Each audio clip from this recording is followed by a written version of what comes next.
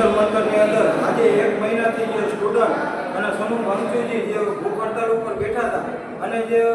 Police દમન કરીને જે સોનુ વાંચુને ઉપાડી લઈ ગયા, ત્યારબાદ જે પોલીસ નામ વગરની જે નામ પ્લેટ આવે જે વગરની અને જે મોટે માસ્ક બાંધી જે સ્ટુડન્ટો ઉપર અત્યાચાર કર્યા, જે દીકરીઓની વાહે જે લાકડીઓ ભરાવી જે મારવામાં આવ્યો, કિલવાળી લાકડી મારવામાં આવી અને સ્ટુડન્ટોના માથા ઉપર જે લાકડી મારી જે અત્યાચાર કર્યો છે સ્ટુડન્ટ ઉપર, એના પડઘા જામનગરની અંદર પડ્યા, સમગ્ર ગુજરાતમાં પડ્યા, પણ ખાસ કરી જામનગરની અંદર દલિત સમાજ અને સ્ટુડન્ટો ભેગા થઈ અને આજે ધર્મેન્દ્ર પ્રધાન જે ઇસ્તીફો આપે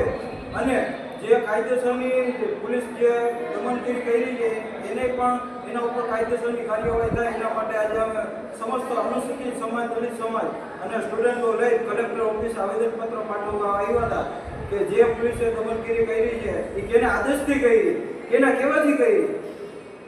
આટલા પ્રોટેસ્ટ થયા છે ભારતની અંદર, પણ આજે 2026ની અંદર પહેલું એવું પ્રોટેસ્ટ થયું છે કે 20 થી 21 વર્ષના દીકરાઓની પ્રોટેસ્ટ કરતા હતા દિલ્હીની અંદર. પોલીસ દ્વારા બેરીકેડની અંદર શોટ મૂકવામાં આવ્યો, ઇલેક્ટ્રિક શોટ, કે એને મૂકે તો તરત જ જીવલેણ